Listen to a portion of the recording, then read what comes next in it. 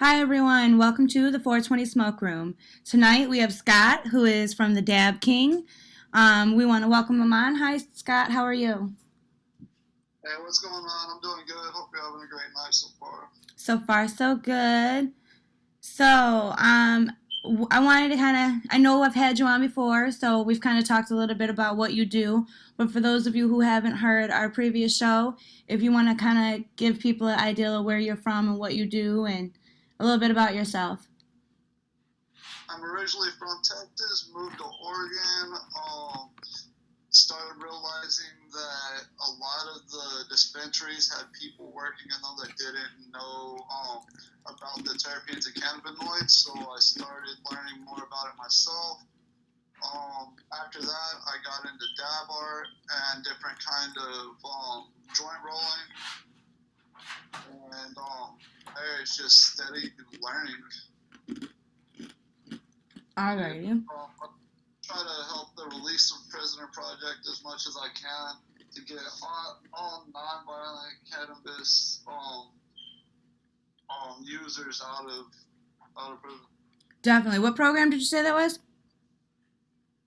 The non-prisoner or Release of Prisoner Project. I set up a few fundraisers for like my birthdays, different stuff like that to help. And then I got a couple friends that were making handbags for a while, selling them, and donated all profits from it to the organization. Oh, that's awesome. Do you want to tell people about like your Facebook pages or your YouTube pages a little bit, maybe? My Facebook page is just under Scott White, but everything else is under either Smoke and Dab or Smoke and Dab Sessions and Challenges with the World. It's a long name, but a lot of people have a discomfort with groups or stuff that's not private, especially if they don't live in a legal state. Some people they have to be in the private groups because they get threatened with their jobs, all kinds of stuff. So I try to respect everybody and just let each and every person learn, because even if you don't smoke yourself, it's always good to go on there and be knowledgeable. That way, whenever somebody comes around you, you don't think that it's like some heroin or meth or some kind of harder drug. Yeah, be aware of what cannabis is. Understand? For sure. I know you have YouTubes and they're similar names, but so I know the World Challenge, that one we've talked about a little bit. Is that the platform that you post a lot of your travels as you travel and smoke cannabis? I know you have some awesome photos and some good shoots of some, like you on the side of like a mountain cliff dangling and you were smoking, and there was a lot of awesome things. You have some good content, I know that. Definitely, that's the main platform I try to, or the main naming that I try to stay with. It's just easier for people to find. Even though it is a longer name, that they're like, whenever they talk about me, usually they bring something of one of those up instead of something else. So yeah, I do try to go more active in the different stuff. The YouTube, I keep wanting to do a lot more, but I really don't want to do my YouTube until I have the 1,000 subscribers, because everybody's still going to the wrong page. They're going to my actual name. I have 67,000 views on that on one video that's on there, but the page that I'm active on, I only have like 44 subscribers. So I have been having trouble getting that one out there. Other than that, there's a lot of stuff I want to show everybody. My goal is to show the most beautiful and enchanting smoke sesh spots in America, and then after that, the rest of the world. There's a lot of people that are members in the group that have invited me to where they are, saying that they have great spots right there close to them, and I try to give everybody the benefit of the doubt and try to get out there and meet the people that are active and try to just do what I can to give back. Definitely. I know you're very active with most of your followers. I've seen you travel to some of those locations and actually share the experience with your group, that you know what you've done and where you went. I also know you had some footage that was lost along the way, and you know, but then after that, you were able to overcome all of those things. I remember that. So at this point, what's your number one reason for cannabis?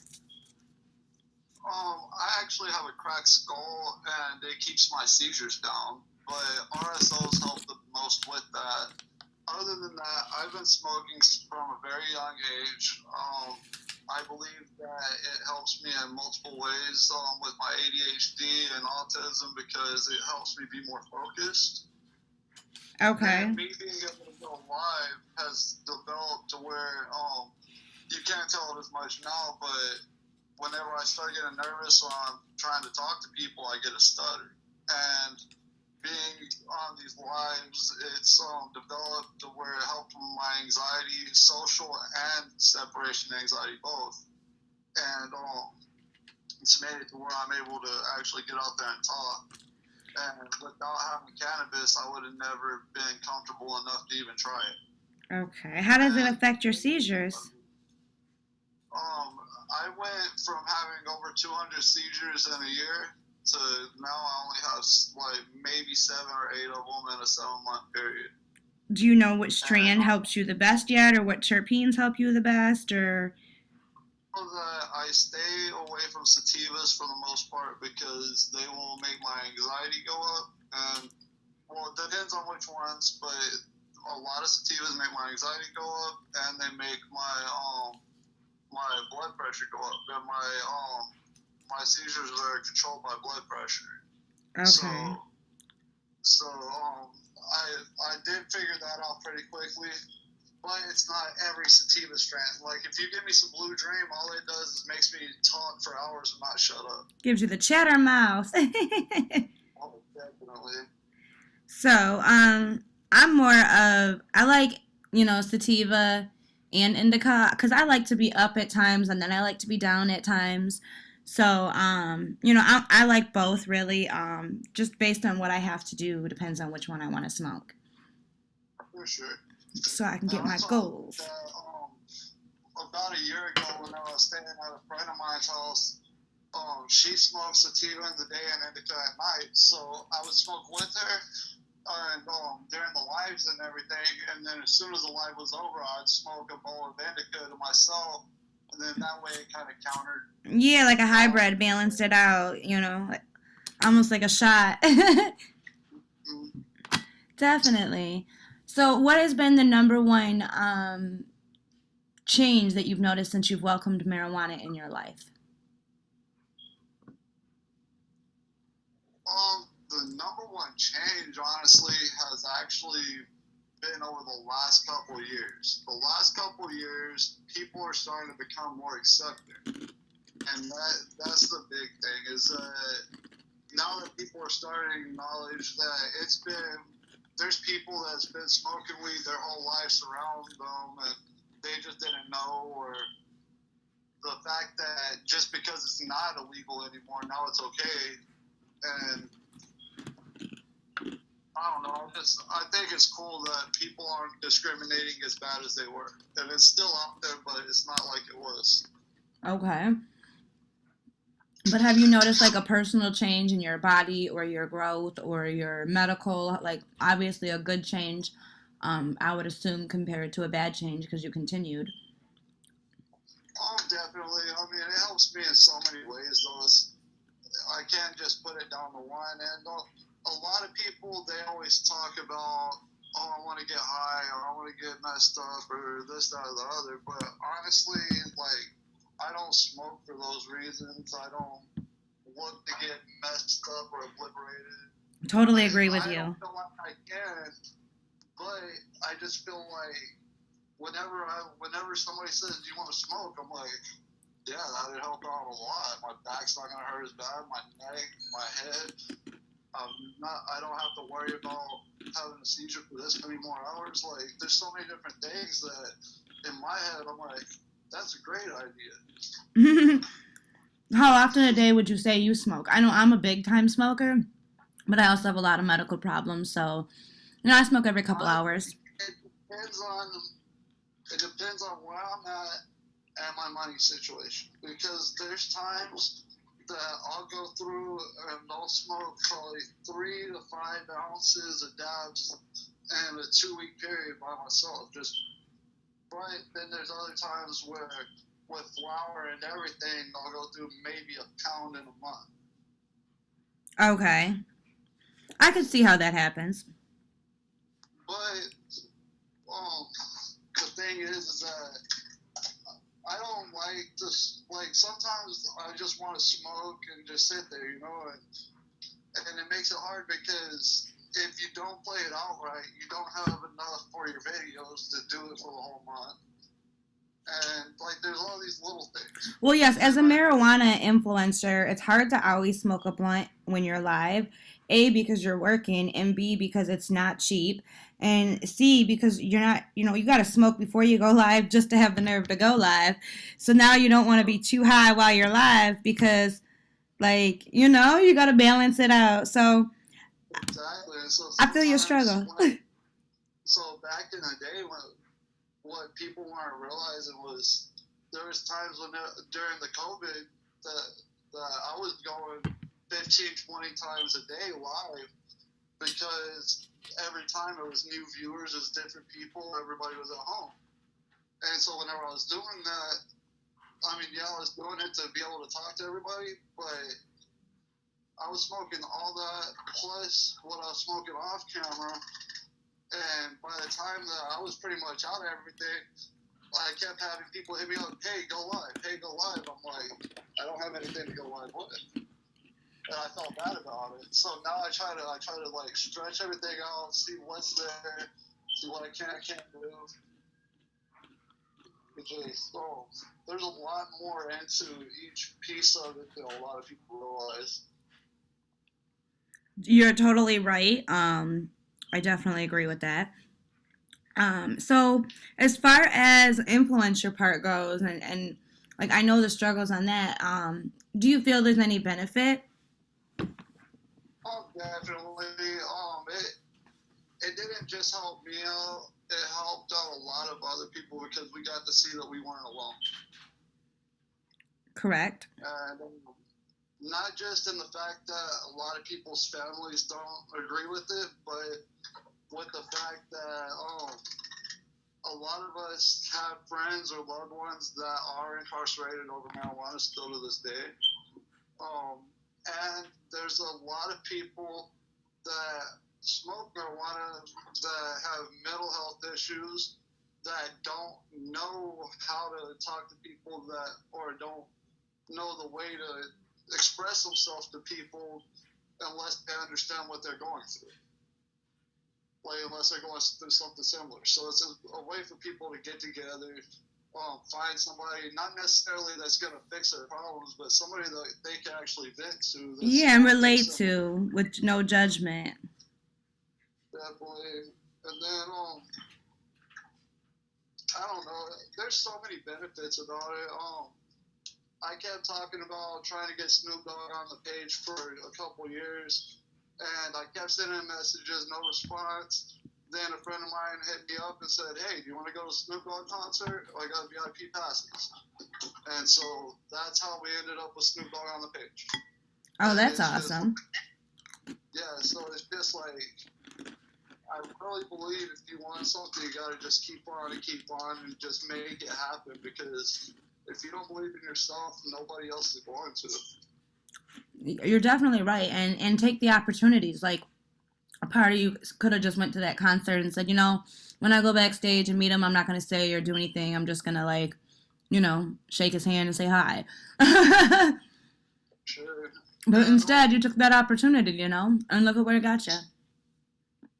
For sure, and there's so many opportunities that everybody faces, even if it doesn't seem like it's that big of a thing. Sometimes you gotta just take a chance, because you never know. You really don't. And trust me, I make bad decisions all the time. I went all the way across the country just to turn around and drive back. So I've done that several times, but it's always worth it, and something good always comes out of it. Whether I just see good scenery, I meet new people, or just whatever. Yeah, I definitely like when I meet a lot of people being an influencer online. I meet a lot of people that are relate to me and relate to my issues, and I've made a lot of good friends over the years. Friends that I feel like have been closer to me that I probably never am going to meet, but we do a lot of talking. We talk about our medical stuff, we talk about life. Every time they have surgery, they call me. Every time they're getting out of surgery, they call me. Anytime they're fighting any medical issues, they're like, I don't know what to do. And they call me. And like, we've never met, but we have really good relationships and bonds that we've built and established through social media. So I definitely feel like social media and cannabis are something that go hand in hand when you're influencing cannabis. It's really hard not to make new friends along the way because people that smoke marijuana are always really friendly. A, because they're probably high, and B, because they're at ease. Like they're not, their pain and their nerve issues have been lifted and relieved. So they have a moment to just enjoy the surrounding. And if you're the person around, then that happens to be you, for that moment. But For sure. yeah, so I have a lot of respect for how you get up and do all this though, because right now, even with how long it's been legal in most states, it is very difficult for a woman or a mother or whatever to get past and get through and be live or do anything because there's so much bad feedback on women, and I don't understand it. I definitely get it, but I also get there's a way to carry yourself. So what I've personally learned, because I can only like speak on my personal experience per se. So for those of you out there who are a woman in the cannabis industry who's trying to make it, it's about when you go live, making sure A, your kids are not present because that's not a good look. You shouldn't obviously be smoking around them, especially when live. Secondly, it's about how you post and what you market and how you market it. And your appearance. I hate to say, as a woman, your appearance matters. You can't go live looking like yesterweek. Like, you know what I mean? Like you haven't brushed your hair all week or yesterday. You got to get yourself together and pull your appearance together. And that's kind of brings me into why I love relevant and things because I am so busy. I don't always have time to look like a dime. I'm pretty at times, don't get me wrong, but then I'm also times I'm looking like, man, I need to like take a shower, I need to brush my hair, maybe need to like throw some makeup on, have a facial, something. So, I mean, we all have our good days and bad days, but that's where I kind of found what works for me and I worked within those limits. Going live the video chats does not work for me all the time. I don't always have time to control my background or control my atmosphere. So I took advantage of the things I didn't like and I removed them. Okay, well then let's just do audio podcasts. Well, what's going on there? Where can I market those and how can I do those? Then when I want to go live, I do a small reels or a little video of me smoking a blunt, or I take a couple pictures and post some selfies. But really, I don't emphasize the whole actual smoking. I kind of emphasize the reason we smoke and the battles of why we chose to smoke more than asphyxiating on the smoke sesh itself or just random talk. Random talk is great and all. Like, we do random talk, but our random talk is still kind of self-centered back to cannabis or our love for cannabis or our reason for cannabis or so it just depends on what the topic happens, but I try to stay focused most of the time on cannabis, not so much of actually the imaging of you seeing me smoke, because what you hear and what you see sometimes are different, and then you don't want to be too hot on there smoking and then like distracting everyone that they're not even listening to you, they're just drooling over you. So you got to kind of find a balance in it all. That's why I really don't go live unless we're like out fishing, because I can just do a few, like when we're on the boat, I'll take, a few little lives while I'm smoking a blunt or two, and I'll show the scenery of what's around us, the boat, us going live, not just the whole time of me huffing and puffing on this blunt. you know and that's kind of, I think, what's drawn a lot of people in, is that there's so much more to pay attention to and key into. We talk about growing, we talk about cloning, we talk, I show photos. My favorite thing is bud porn. I love showing more marijuana than I do myself. So I love multiple kinds of plants. I show different plants. I show different stages of the plants. I answer most grow questions when people hit me up. I'll answer whatever question they ask. And if I can't answer it, I'll try to figure out what's best maybe for your situation or give you like a guesstimate. But most of the time, I'm able to answer it. And I try to team up with everybody. I really don't worry about like what everyone is or ain't doing, but anybody that's in the cannabis community I'm willing to work with regardless of who's fighting with who. I just try not to focus on the negative and all the positive, and I think that's kind of how it's turned into what it is. Definitely. And for you, what would you say turned your chat, like your page, into what it is? Is it the traveling that's really like drawing people in, or what would you say is like your key, like prime? What would you say draws them in for you? Honestly, I think it's just the fact that I just go on there and I'm myself. I'm not trying to pretend to be anybody. I'm not trying to get anything out of anybody. I'm just like, hey, I'm coming on here. I have my own issues, but if you want to watch me, I'm here. Like, I don't know. I'm not pushing it on anybody. I'm just kind of, if you want to come on here and talk to me, I'm available for anybody, kind of thing. Yeah. So I guess that's what it kind of is. But not just that, but whenever I do travel, like whenever I want to stay with Ariel and her husband for a few months, I was there for 7 months, and we had such fun lives.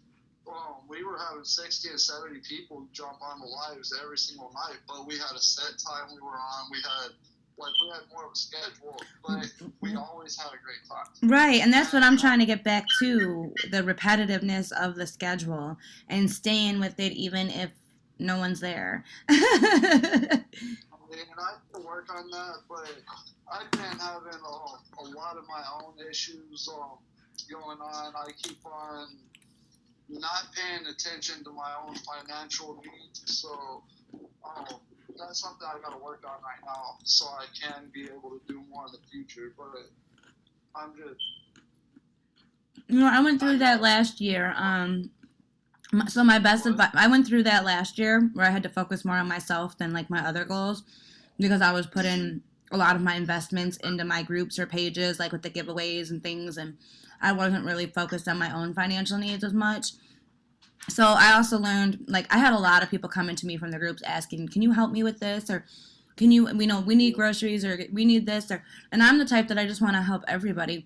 I really learned I have to say no in order to help myself, and learning when to say no, and learning that when I say no, somebody else will tell that person yes, because they're probably going to ask 5 more people after me, and eventually they'll get a hold of someone that will say yes. And if not, they'll circle back around and ask me again.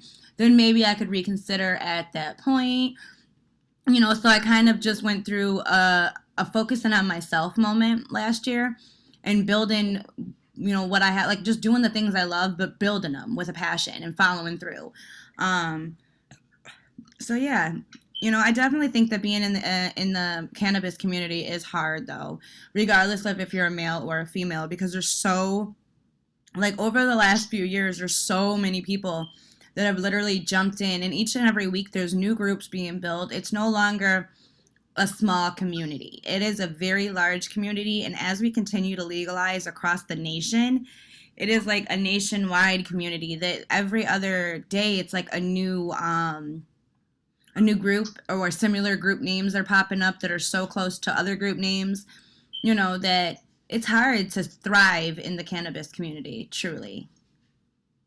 It really is. And I've noticed a lot of people are making these groups, and then all of a sudden they start messaging everybody else and like, hey, we thought that this was a lot easier. Why am I getting in trouble? Or why is this happening? There's a lot to it now with how all the rules have changed over the past years and stuff. And I just suggest if anybody is going to get started now, to really read into what you're getting into.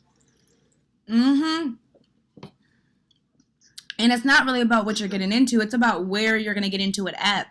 Because Facebook now has all these rules and regulations. You can't even say cannabis. You can't say 420. You can't say marijuana. You can't say weed. You can't say giveaway. You can't say bingo. You can't say, there's a long list of what you cannot say, and like freedom of speech is definitely not it.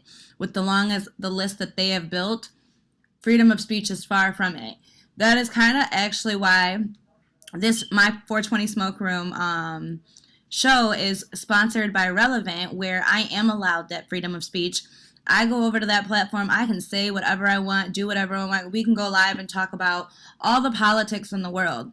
Like right now, if we were on Facebook, some of the things we've already said, we would have been flagged. Our video would have been taken down, and all of this would have been for nothing, because no one would get to ever see or hear it if they weren't actually present while it happened before it got taken down.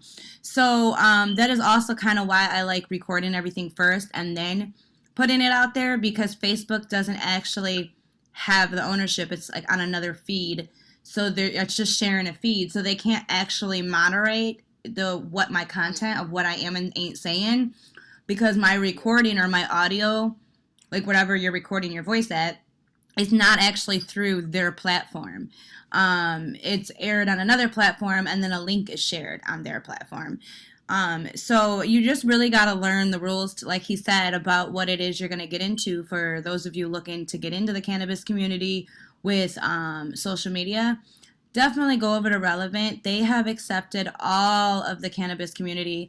They have accepted a lot of communities. There's like, is not just cannabis over there. They have everything from like sports to Bitcoin to housing stuff to stuff about space to NASA to all kinds of gaming. I don't know if you're a gamer. I'm not a gamer, but there's all kinds of gamer groups on there, and it's actually every day is surprising me.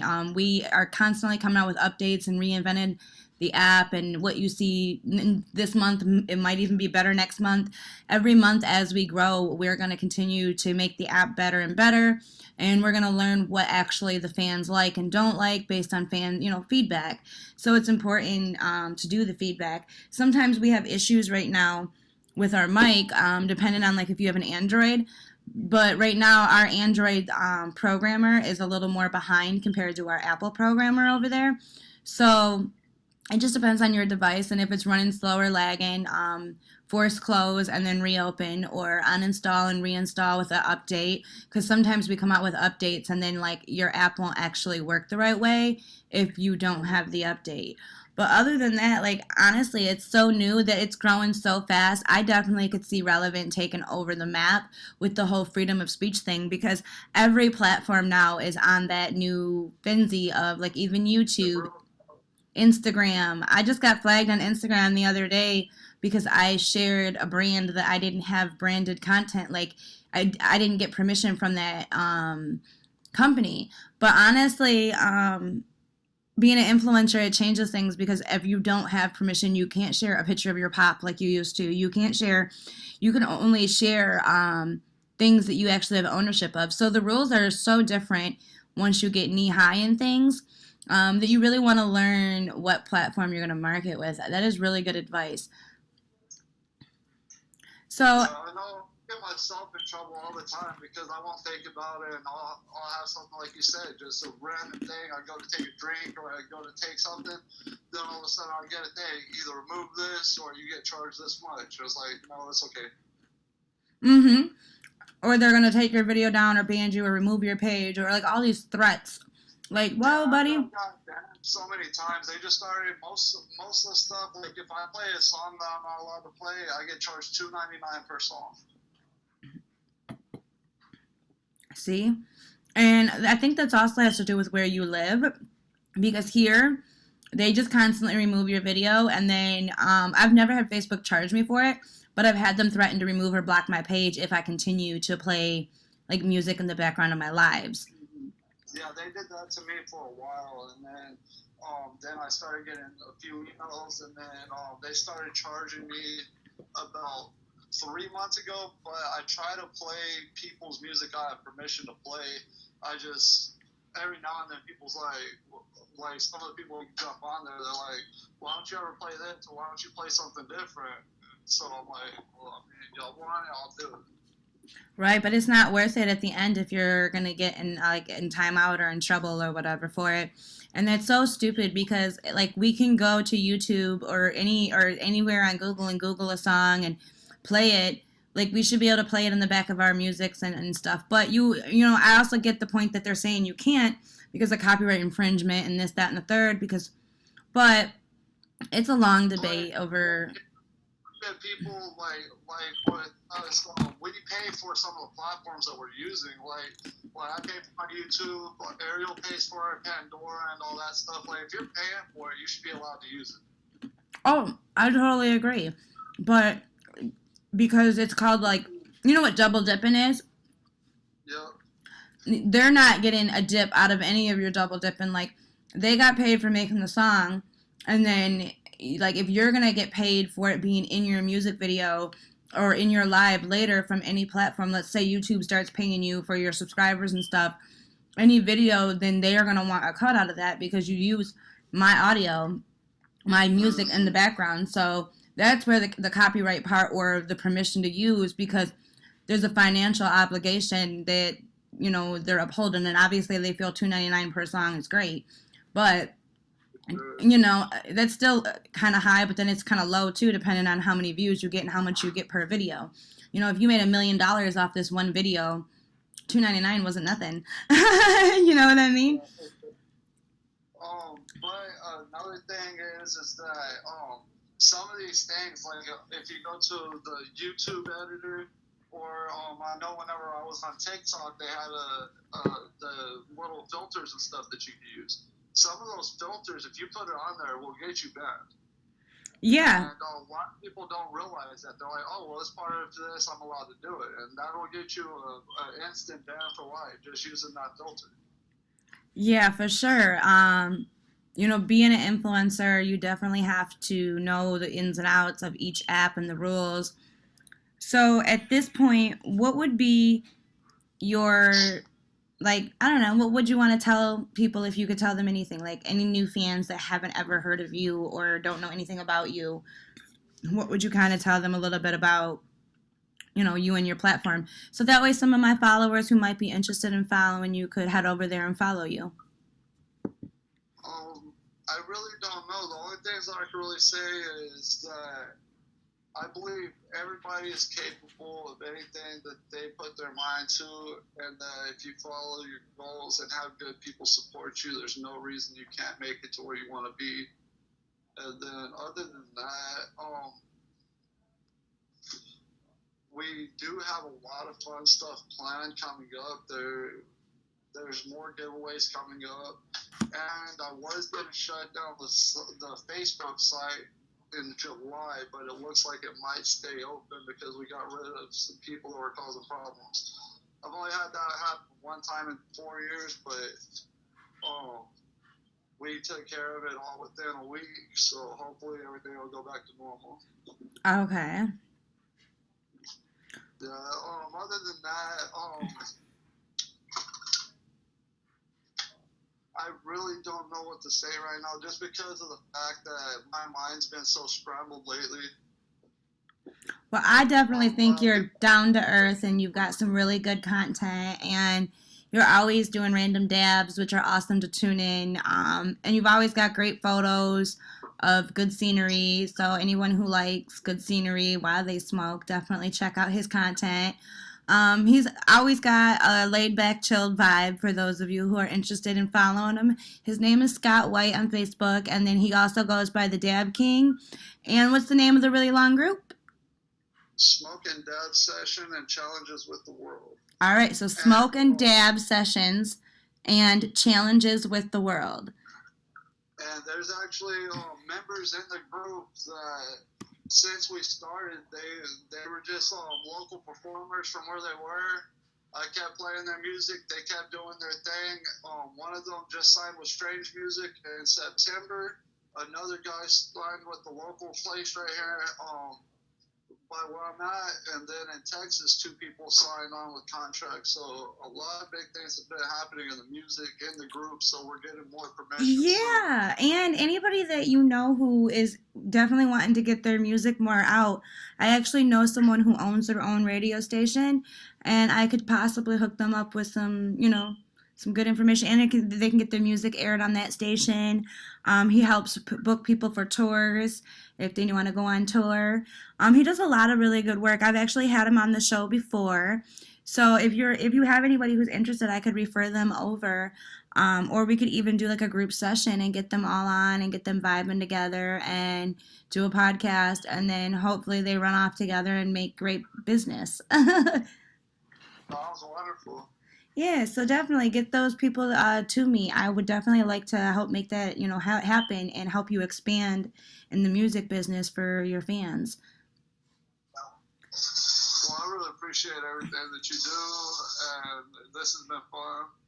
Yeah, definitely. So until next time, I enjoyed this sesh. And don't forget, everyone, every Sunday night, we do open mic night on Relevant. Normally it's around 5 o'clock. I go live, and anybody who wants to join, we do like a big group. Anybody in the group can join. So it can be one person, 10 people, 15 people. There's really no limit over there. That's also like a super, beneficial. And right now, we are 13 members away over there on that platform from our $100 giveaway. So if we can get 13 new members, we can go ahead and close that giveaway out, and I will be picking one of the 100 members to give $100 to. Most of our other platforms, we've got like almost 4 or 5K in, but Relevant is our newest platform and our newest sponsor, so we're definitely trying to grow over there. So all of the support would be great. So yeah, I look forward to chatting with you next time, Scott. All right, sounds good. You have a good night. You too. Bye-bye.